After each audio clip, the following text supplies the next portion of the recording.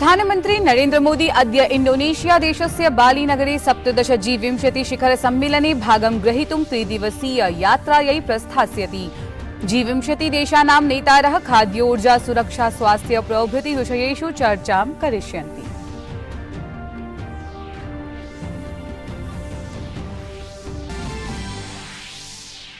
गुजराते विधानसभा निर्वाचनस्य प्रथमचरणाय नामाङ्कन कर्तुम् अद्य अन्तिमः दिवसो वर्तते। राज्ये डिसेम्बर मासस्य प्रथमदिनाङ्के पञ्चमदिनाङ्के च मतदानं भविष्यति।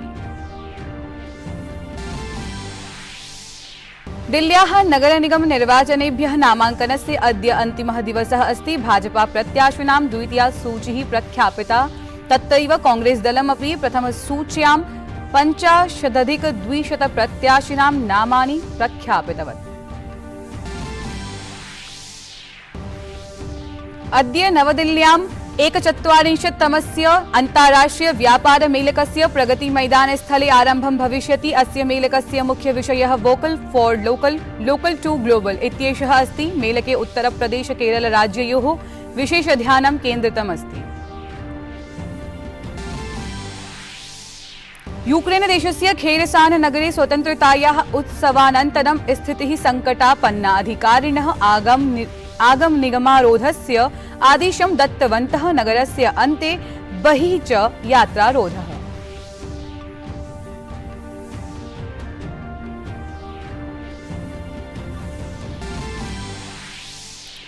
विंशति क्रिकेट स्पर्धायाः विश्वचषकम् इंग्लैंड दलं विजितवत्। निर्णायकद्वन्द्वे पाकिस्तान दलं पराजितम्। इंग्लैंड दलस्य पक्षतः बेन स्टोक्स 52 धावनाङ्कानां निर्माणं कृतवान्।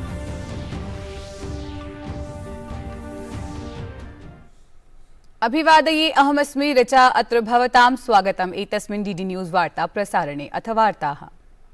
प्रधानमंत्री नरेंद्र मोदी अद्य इंडोनेशिया देशस्य बाली नगरे 17 G20 शिखर सम्मेलने भागं ग्रहीतुं त्रिदिवसीय यात्रायै प्रस्थास्यति। अस्मिन् अवधौ G20 देशानां नेतारः शिखर सम्मेलनस्य सात् भड़े सशक्त बने इत्येतस्मिन् विषये वैश्विक चिंता संबद्ध प्रमुख विषयेषु विस्तृत विमर्शं करिष्यन्ति। G20 शिखर सम्मेलनस्य कार्यसूचेः अनुसारं आहत्य 3 सत्राणि भविष्यन्ति। सत्रेषु खाद्योर्जा सुरक्षा स्वास्थ्य इत्येतेषु च विषयेषु चर्चा भविष्यति। अस्मिन् समूहे भारतं समेत्य अर्जेंटीना, ऑस्ट्रेलिया, ब्राजील, कनाडा, चीन, France, Germany, Indonesia, Italy, Japan, Mexico, रूस, सऊदी अरब, दक्षिण अफ्रीका, दक्षिण कोरिया, तुर्की, ब्रिटेन, अमेरिका चेत्यादयः 29 देशाः अथ च यूरोपीय संघः सम्मिलितः अस्ति।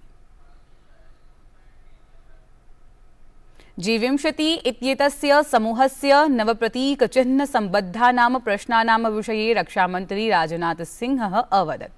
ध्येयमिदं यत् G20 इत्येतस्य समूहस्य नवप्रतीकचिह्ने कमलस्य चिह्नमस्ति, यत् नैकेषां जनानां कृते विवादस्य विषयः अभवत्।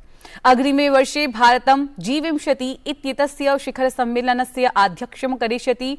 रक्षामन्त्री राजनाथ सिंहः हरियाणायाः झज्जरे एकस्यां जनसभायाम् उक्तवान् यत् केचन जनाः अस्माकं रिक्थस्य विषये प्रश्नान् पृच्छन्ति। एतानि प्रतीकचिह्नानि देशस्य गौरवेण सह सम्बद्धानि सन्ति। भारत की सरकार ने ही 1950 में ही अपना राष्ट्रीय पुष्प घोषित कर दिया था, नेशनल फ्लावर घोषित कर दिया। और उन्होंने ये इसलिए किया क्योंकि कमल का फूल इस देश की सांस्कृतिक पहचान का प्रतीक है, इसलिए किया गया। जब 1857 में प्रथम स्वाधीनता संग्राम लड़ा गया मेरे बहनों भाइयों, तो आजादी के मतवालों ने एक हाथ में रोटी और एक हाथ में कमल का फूल लेकर जो है आजादी की लड़ाई लड़ी थी। अब किसी पार्टी का चुनाव चिन्ह है, इसलिए कमल के फूल को हमको छोड़ देना चाहिए? उसे राष्ट्रीय पुष्प, नेशनल फ्लावर की मान्यता उसकी रद्द कर देनी चाहिए? यदि किसी राजनीतिक पार्टी का चुनाव चिन्ह पंजा है, तो क्या इस पंजे को काट देना चाहिए? पंजे का भी शब्द प्रयोग करना ही नहीं चाहिए। विदेश सचिवः विनय क्वात्रः अद्य G20 शिखर सम्मेलने प्रधानमन्त्रिणः नरेंद्र मोदिनः सहभागितायाः विषये सूचनां प्रदत्तवान्। सः अवदत् यत् प्रधानमन्त्री नरेन्द्र मोदी इण्डोनेशिया देशस्य बाली नगरं प्रति प्रस्थास्यति। तत्र आयोजिते 17 G20 शिखर सम्मेलने भागं ग्रहीष्यति, यस्मिन् भारतम् आगामी मासस्य प्रथमदिनाङ्कादारभ्य एकवर्षं यावत् G20 इत्यस्य अध्यक्षतां करिष्यति।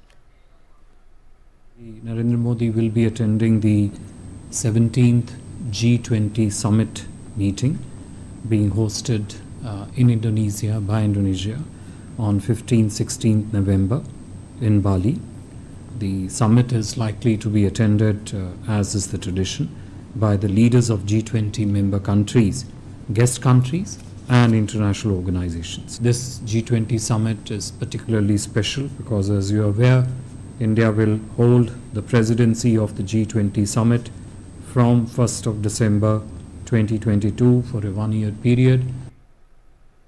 विदेश मन्त्रालयेन उक्तं यत् बाली शिखर सम्मेलने प्रधानमन्त्री नरेन्द्र मोदी अन्यैः G20 नेतृभिः सह वैश्विकार्थव्यवस्था, ऊर्जा, पर्यावरणं, कृषिः, स्वास्थ्यं चेत्यादिषु प्रमुखविषयेषु विचारविमर्शं करिष्यति। During the summit, Prime Minister Modi and other G20 leaders will deliberate extensively upon key issues of contemporary relevance, including the state of global economy, issues relating to energy, environment, agriculture, health and digital transformation, etc. The Bali summit comprises of 3 working sessions at the leaders level where PM will be participating. These include the sessions on food and energy security, a session on digital transformation and a session on health. विदेश सचिवः विनय क्वात्रा उक्तवान् यत् इण्डोनेशियायाः स्वयात्रावधौ प्रधानमन्त्री नरेन्द्र मोदी नवम्बर मासस्य 15 दिनाङ्के भारतीय समुदायस्य सदस्यान् सम्बोधयिष्यति। Our G20 presidency, India, Indonesia and Brazil would be the troika. This would be the first time in G20 that the troika would consist of 3 developing countries and emerging economies in a row. Prime Minister will also address and interact with the Indian community and Friends of India in Bali at the Indian community reception on the 15th of November. Indian and community and diaspora have a strong presence across Indonesia. Prime Minister would depart Bali on 16th November 2022. गुजराते विधानसभा निर्वाचनस्य प्रथमचरणाय नामाङ्कन कर्तुम् अद्य अन्तिमः दिवसो वर्तते। गुजराते अधुना आहत्य 24,300 नामाङ्कनपत्राणि समागतानि। एतेषु प्रथमचरणाय 16,300 नामाङ्कनपत्राणि अथ च द्वितीयचरणाय 8 नामाङ्कनपत्राणि सम्मिलितानि सन्ति। प्रथमे चरणे राज्यस्य 82 विधानसभासनेषु 89 आसनेभ्यः आगामी मासस्य प्रथमे दिने मतदानं भविष्यति। द्वितीयचरणाय मतदानम् आगामी मासस्य 5मे दिनाङ्के भविष्यति। तत्रैव मतगणना 8मे दिनाङ्के भविष्यति। दिल्ल्याः नगरनिगम निर्वाचनेभ्यः नामाङ्कनस्य अद्य अन्तिमः दिवसः अस्ति। राज्य निर्वाचनायोगः नवम्बर मासस्य 16 दिनाङ्के नामाङ्कनपत्राणाम् आकलनं निराकरणं च करिष्यति। तत्रैव प्रत्याशिनः नवम्बर मासस्य 19 दिनाङ्कं यावत् स्वनामाङ्कनं निरस्तं कर्तुं शक्नोति। दिल्ल्याः नगरनिगम निर्वाचनेभ्यः नवम्बर मासस्य 7 दिनाङ्के नामाङ्कनस्य प्रक्रिया आरब्धा जाता। ध्येयम् इदं यत् दिल्ल्याः नगरनिगम निर्वाचनेभ्यः दिसम्बर मासस्य 4 दिनाङ्के मतदानं, 7मे दिनाङ्के मतगणना च भविष्यति। दिल्ल्यां नगरनिगम निर्वाचनाय सर्वाः सज्जताः विहिताः। भाजपा दलेन नगरनिगम निर्वाचनाय 18 प्रत्याशिनां द्वितीया सूचिः प्रख्यापिता। इतः प्राक् भाजपा दलेन गत शनिवासरे 32,200 प्रत्याशिनां प्रथमा सूचिः प्रख्यापिता आसीत्। तत्रैव कांग्रेस दलेन नगरनिगम निर्वाचनाय 50,200 प्रत्याशिनाम् एका सूचिः प्रख्यापिता। भारतीय जनता पार्टी इत्येतस्य दलस्य अध्यक्षः जगत्प्रकाश नड्डा ह्यः नवदिल्ल्यां दलस्य महासचिवैः सह उपवेशनं कृतवान्। दलस्य मुख्यालये आयोजिते एतस्मिन् उपवेशने भाजपा महासचिवः BL सन्तोषः, अरुण सिंहः, कैलाश विजयवर्गीयः, तरुण चुघः च भागम् अभजन्त। Youth united for vision and action अर्थात युवा इत्येतत् प्रकल्पद्वारा दिल्ल्याम् एतद्वर्षीयं विमर्श इत्याख्यं त्रिदिवसीयं युव सम्मेलनं समायोजितम्। सम्मेलने इतिहास, प्रबन्धन, सेवा, विधि, साहित्य, विज्ञान, प्रौद्योगिक सम्बद्धेषु विषयेषु विशेषज्ञैः यूनां पुरतः विचाराः समुपस्थिताः। त्रिदिवसीयस्य युव सम्मेलनस्य समापनसत्रं सम्बोधयन् राष्ट्रिय स्वयंसेवक संघस्य सहसरकार्यवाहः श्रीमान् अरुण कुमारः स्वाधीनतायाः स्वातन्त्र्यं प्रति इति विषयमभिलक्ष्य स्वीयं मतं प्रास्तौत्। सः अब्रवीत् यत् स्वतन्त्रतायाः 75 वर्षेषु अस्मत्कृते गर्वस्य विषयो वर्तते अस्मदीयं संविधानम्, अथ च सशक्त लोकतन्त्रं जीवल्लोकतन्त्रम्। श्री अरुण कुमारः सबलं प्रत्यपादयत् यत् आगामि 25 वर्षात्मके अमृतकाले भारतस्य सूर्यं देदीप्यमानं भूय सम्पूर्ण विश्वाय शक्तिं प्रदास्यति इति। अशेषेऽपि देशे अद्य बालदिवसः आमान्यते। भारतस्य प्रथम प्रधानमन्त्रिणः जवाहरलाल नेहरू वर्यस्य जयन्त्यवसरे प्रतिवर्षं नवम्बर मासस्य 14 दिनाङ्के बालदिवसः आमान्यते। बालदिवसस्य उद्देश्यं बालानाम् अधिकाराणां शिक्षायाः, परिचर्यायाः च विषये जागरूकताम् उत्थापयितुं वर्तते। अस्मिन् क्रमे राष्ट्रपतिः द्रौपदी मुर्मु अद्य राष्ट्रपतिभवने विभिन्न विद्यालयानां संस्थानानां च छात्रैः सह मेलनं करिष्यति। अद्य नवदिल्ल्याम् अन्ताराष्ट्रिय व्यापार मेलकस्य प्रगति मैदानस्थले आरम्भं भविष्यति। केन्द्रीय वाणिज्योद्योग मन्त्री पीयूष गोयलः अस्य मेलकस्य उद्घाटनं करिष्यति। व्यापार मेलकं नवम्बर मासस्य 27 दिनाङ्कं यावत् प्रचलिष्यति। अस्य मेलकस्य मुख्य विषयः vocal for local, local to global इत्येषः अस्ति। व्यापार मेलके 29 राज्यानि, केन्द्रशासित प्रदेशाः च भागं भजन्तः सन्ति। एतस्मिन् मेलके बिहार, झारखण्ड, महाराष्ट्र राज्यानि सहयोगी राज्याणां रूपे सहभागं करिष्यन्ति। तत्रैव उत्तरप्रदेश, केरल राज्ययोः विशेष ध्यानं केन्द्रितम् अस्ति। एतस्मिन् व्यापार मेलके देश-विदेशानां 500-200 संख्याकाः प्रदर्शकाः भागं भजन्तः सन्ति, ये स्वोत्पादानां सेवानां च प्रदर्शनं करिष्यन्ति।